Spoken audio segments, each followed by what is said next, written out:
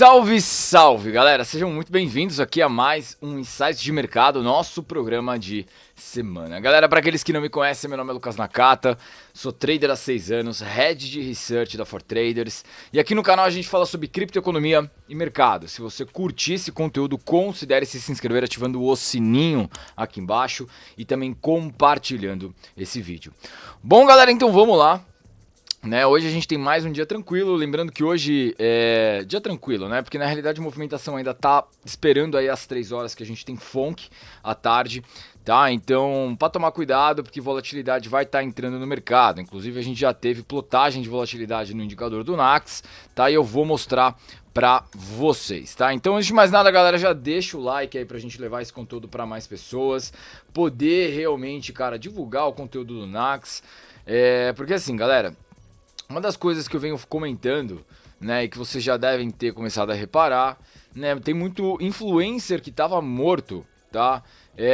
Nos últimos 8 meses que eles ficaram parados, eles já começaram a voltar a fazer patrocínio, né? Então ficaram 8 meses parados, falando sobre, né, inteligência artificial, falando sobre vídeo de TikTok, falando sobre outras coisas. E agora eles voltam pro meio cripto porque eles sabem que o halving tá chegando. Então, galera, vamos tentar evitar o máximo de gente aí entrar na garra dessas raposas que ficam em volta do galinheiro, né? Vamos realmente começar a introduzir essa rapaziada, cara, no meio certo, de quem vive disso, tá? Então, galera, dá o like aí, ajuda o Nax a divulgar o canal, beleza? Bom, então, gente, vamos lá, né? Sem muitas delongas, vamos começar aqui a nossa pauta de hoje. Gente, temos então, tá? Hoje, às 9 horas, o PPI, tá? Assim, até às 9 agora não tem muita coisa, né? A gente tem o PPI aqui e a taxa de inflação às 9 horas, tá? Então daqui a pouquinho já sai aí, pelo menos em terras tupiniquins, tá? A inflação de preços ao produtor nos Estados Unidos. Consenso é que a gente tem uma redução, tá? Vamos ver se a gente realmente vai ter uma redução, até porque se a gente tiver uma redução, né, que nem o consenso do mercado está esperando, a gente vai ter quase que um balanceio ali, né, entre o payroll que veio extremamente elevado na semana passada, né, e os indicadores dessa semana que vão apaziguar em tese os ânimos do mercado, tá? Então, galera, vamos ficar atentos em relação a isso aqui. Mas além disso, hoje a gente tem FONC, tá? Às 3 horas da tarde, tá? Então, FONC, né, é a reunião aí que vai começar a, né, mapear as diretrizes do Fed para a próxima reunião de taxa de juros. Lembrando que a gente já está em 5,25, 5,5, tá? Podendo, né, ter uma expectativa de aumentar isso aí para 5,5, 5,75, tá? Então 3 horas vai ter FONC, volatilidade no mercado vai estar entrando, então tomem cuidado em relação a isso, tá? Vocês não querem ser pegos no meio desse rolê, porque assim, galera que não tem experiência, normalmente é jantada, né, em dias como hoje, tá bom? Bom, vamos seguir, né? Galera, a gente tem algumas notícias, tá, que eu queria mostrar para vocês, que primeiro, Israel congelando as contas, né, de criptomoedas do Hamas em meio ao conflito. Então parece que o Hamas realmente tinha contas na Binance. Eu avisei, galera, ó, eu não gosto de ficar falando essas paradas, porque querendo ou não, parece que eu sou o cara que vai prever futuro, né? Mas em abril desse ano, tá? Eu avisei, eu falei pra vocês alguns vídeos em relação a isso, inclusive, de que a Binance tinha conexões com o Hamas, tá? E também financiamento com a guerra da Ucrânia. Porque na época eu tava trabalhando ainda na Criptomaníacos e tava tendo, né, uma preocupação sobre a Binance. Então eu levantei um dossiê da Binance, vi todas as acusações que estavam rolando dentro, vi o processo da CFTC, né, analisei o processo da CFTC, analisei também outros quesitos, né, de exposição da Binance. E, cara, tinha muita coisa, né? Uma delas era o fato do Hamas terem contas na Binance e estarem utilizando as contas da Binance, né, para fazer compras de armas, né? Então, transferências, principalmente em BUSD, tá? Principalmente também em Monero, tá? Dentro da Binance. Coloquei isso no dossiê, cheguei num vídeo, gravei no Instagram, tá? Foi em 21 de abril de 2023, tá? Tem esse reels lá no meu Instagram, galera. Avisei sobre essa birosca, tá? E agora chega aí à tona falando que Israel pediu o congelamento das contas, né, do Hamas em meio, né, à crise, né, que tá tendo agora. E, cara, assustou os investidores nos últimos dias. Assustou mesmo? Não o Nax, porque eu já tinha avisado que a Binance tinha conexões com o Hamas, tá? Então, assim, a Binance realizou o congelamento, né, impedindo aí que... Desculpa. Impedindo que as pessoas, né, que estavam ligadas ao Hamas pudessem negociar as criptomoedas, né? As criptos realmente foram travadas, né? Então, o negócio é o seguinte, galera.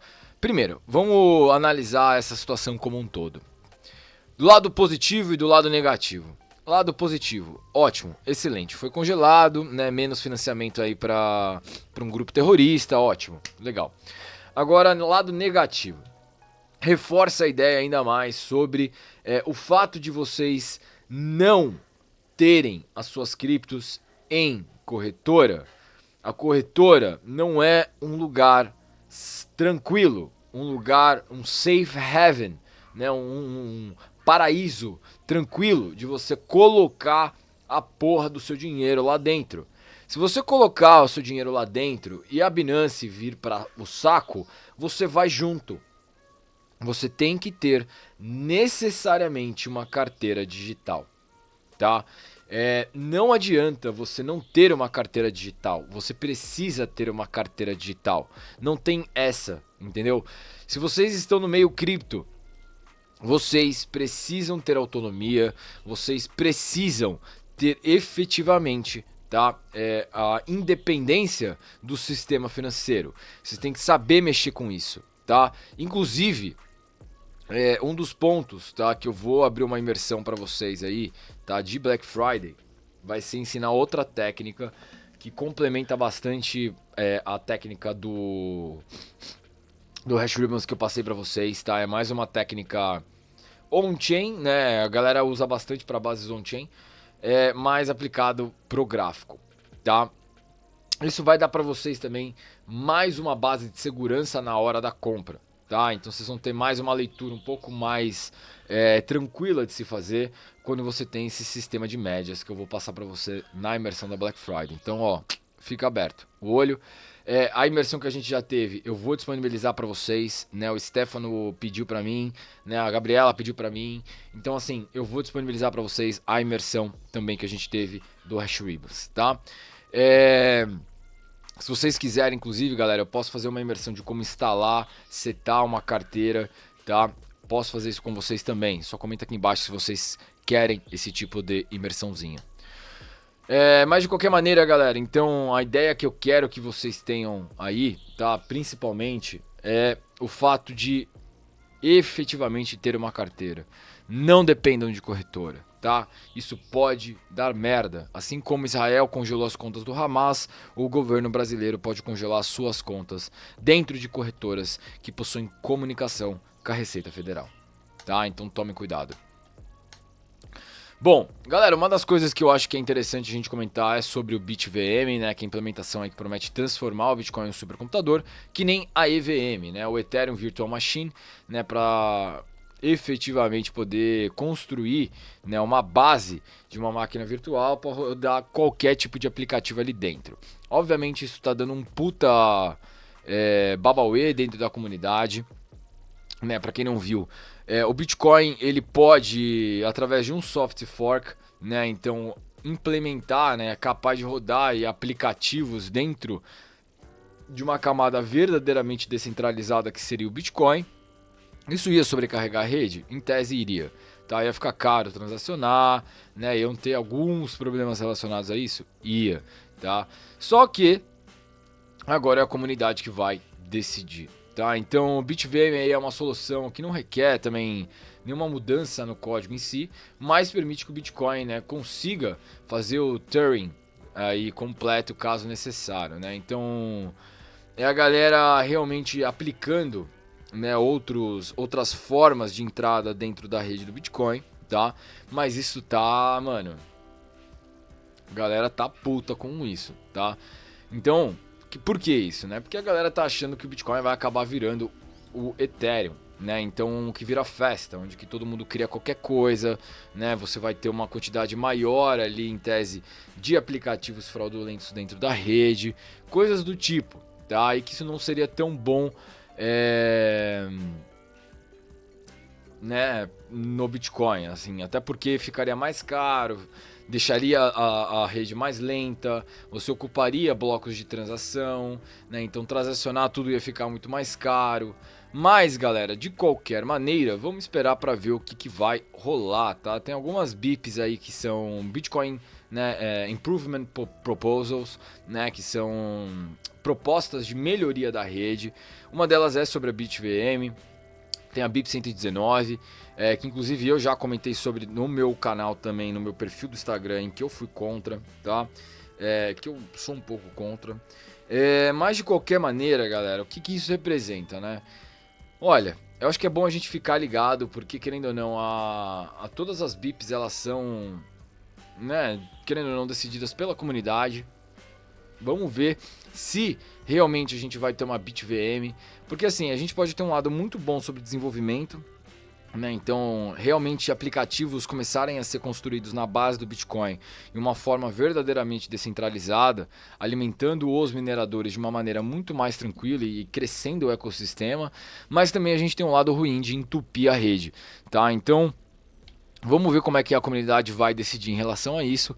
É ficar de olho, tá? Para ver se a BitVM realmente vai ser implementada ou não, tá? Mas a galera, cara, eu não sei assim, eu acho que o rapaziada não tá muito feliz com isso aqui não, tá? Mas é ficar de olho porque isso aqui pode ser uma puta implementação dentro do ecossistema do Bitcoin, tá? Realmente expandindo a rede, tá?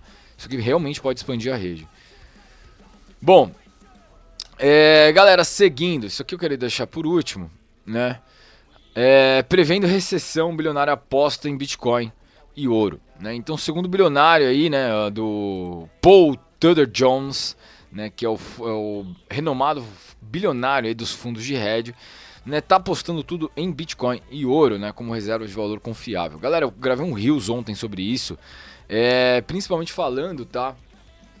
Principalmente falando sobre o fato de muita gente hoje ter perdido, né, a confiança no sistema financeiro tradicional, né? Tem uma situação muito chata hoje que o mundo vive, né, em que a gente possui o endividamento do governo em sua escala máxima, né? A gente teve quase o governo americano desligando aí por conta das dívidas, porque ficou sem caixa, estava sem fundo, né? A gente estava tendo aí os títulos do Tesouro Americano explodindo, que está sendo o assunto da mentoria, inclusive já faz 3 semanas, né? Quando os preços começaram a subir dos títulos de 10 anos, eu voltei e mostrei para a galera da mentoria, né, sobre como é que isso estava aumentando e que como isso ia, na realidade, é uma tentativa, né, de atrair uma maior liquidez, né, sugar a liquidez injetada no mercado acionário de volta para o mercado de títulos, né, o mercado de bonds. Então dá dinheiro mais para o governo, porque o governo estava ficando sem caixa. Bom, galera, além disso a gente teve a quebradeira dos bancos, né? Então falta de confiança no sistema financeiro, no sistema bancário tradicional. Tem algumas coisas que estão começando a se mover, né, galera? Uma delas, né, é o fator recessão. Hoje a gente passa de uma recessão de mais 60%, né? A gente tem uma grande chance de entrar numa recessão em 2024, né? Tem grande parte das empresas que hoje detêm aí um grande market share, né, nos seus setores, já estão com um pensamento bem pessimista e visões bem pessimistas para 2024. Agora a gente tem a guerra de Israel com o Hamas, tá? Querendo ou não, galera, a gente estava num ponto bem parecido ali em outros fatores de crise, né?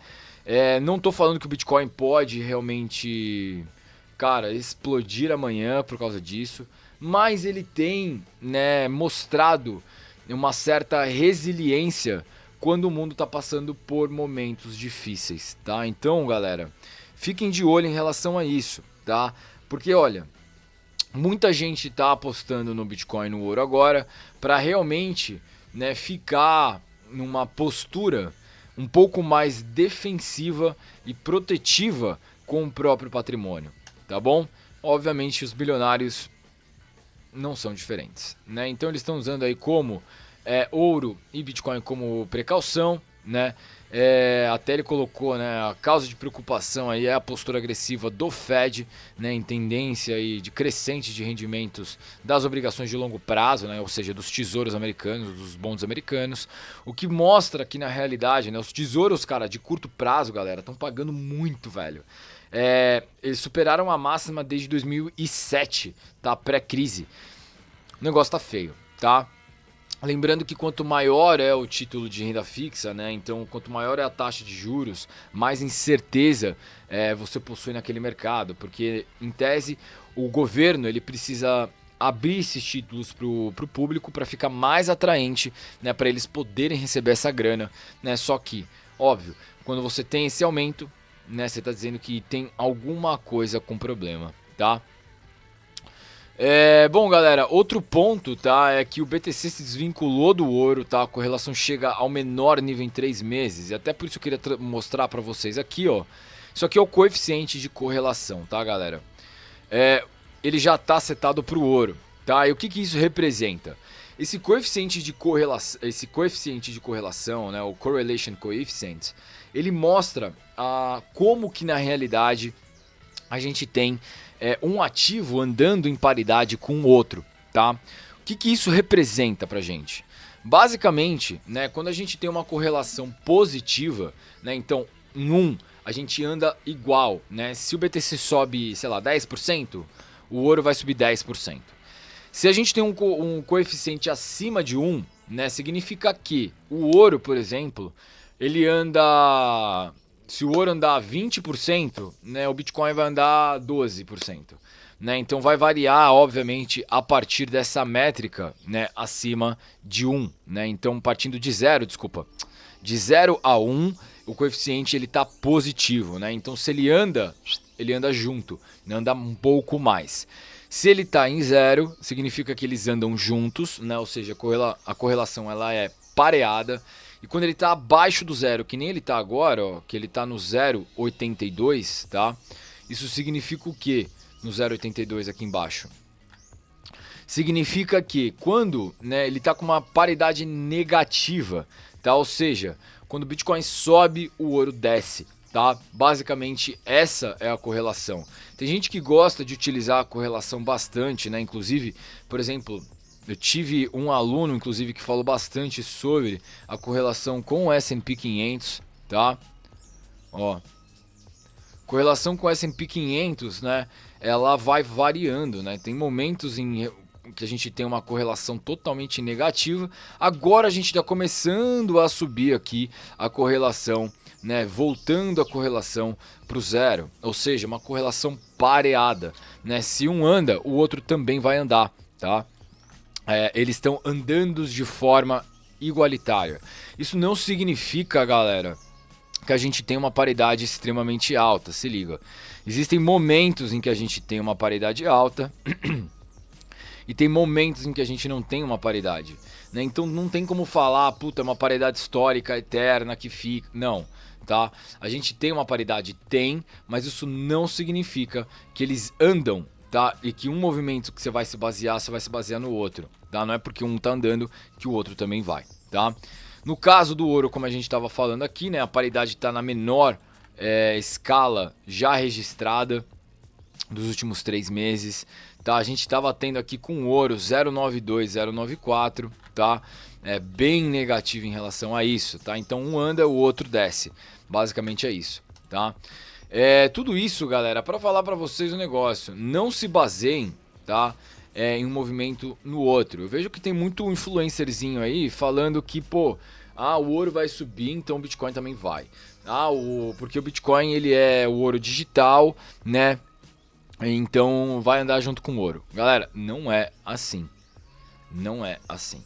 Tá, mexer com paridade, você usa a paridade principalmente para abrir correlações aí de long and short, operações long and short, né, onde que você compra um e sai vendido no outro, né, exatamente para pegar a diferença de movimentação, né? Então você vai perder numa ponta, mas vai ganhar em outra, entendeu? Você usa uma operação redeada em outra.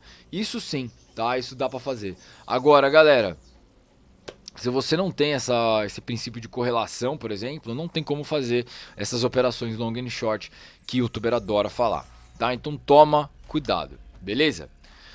Bom, falando sobre preço, né, galera? Agora sim, né? Falando sobre preço, rapaziada, o preço tá igual, né? A gente não teve muita mudança aí de ontem para hoje, né? A gente tá exatamente na mesma situação, o que é um porre, né? Porque não tem uma movimentação muito relevante em relação, né, à construção de preço. Já mostrei para vocês, né, em que a gente tem aqui, ó, até colocar a parte de volume. Deixa eu botar todo aqui, ó. A parte de volume inteira, né, tá exatamente aqui, ó. A gente quebrando essa região, né, lembra? A gente tem uma vasta região aqui de stops nessa região aqui, dos vendidos. E a gente tem uma vasta região de stops dos comprados aqui, tá? Ainda não mudou, tá? Essa galera ainda está aqui e a gente ainda está decidindo. Tá, lembrando que como a gente está lateralizado, olhem as médias aqui, ó. A média verde e a média vermelha, né, eles indicam aí a tendência do gráfico, né? Então elas estão lateralizadas, uma está colada em cima da outra. Se uma está colada em cima da outra, a gente já está dizendo sobre indecisão de mercado. Tá? E isso é importante, porque quando a gente está indeciso, significa que ainda os players estão tomando as suas posições. Se eles estão tomando as suas posições, não é você que vai ficar apostando na ponta, tá? Entendeu? Isso é importante vocês terem na cabeça. Outro ponto também relevante é que a gente está tendo uma plotagem de volatilidade aqui no indicador do NAX, né? Então o que significa isso? Essa plotagem de volatilidade basicamente indica que está entrando alguma movimentação relevante para dentro da rede, seja ela positiva ou negativa, né? Ou seja, positiva, se tiver transferindo de corretora para corretora para carteira física, e uma volatilidade negativa seria o contrário, né? De uma carteira física para uma corretora. E quando a gente tem isso, a gente tem normalmente, né, eles precedem um dump, né? Eles precedem ou enquadram exatamente no momento de uma queda de preço. Então fiquem ligados, porque volatilidade está entrando. A galera já está começando a ficar ansiosa, né? A galera já está realmente começando a tomar as suas devidas posições. Até um do ponto que eu queria mostrar para vocês é em relação ao CryptoQuant, tá?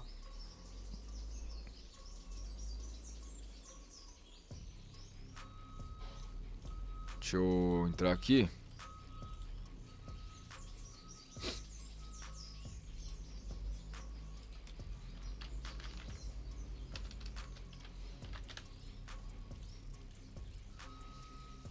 Aí.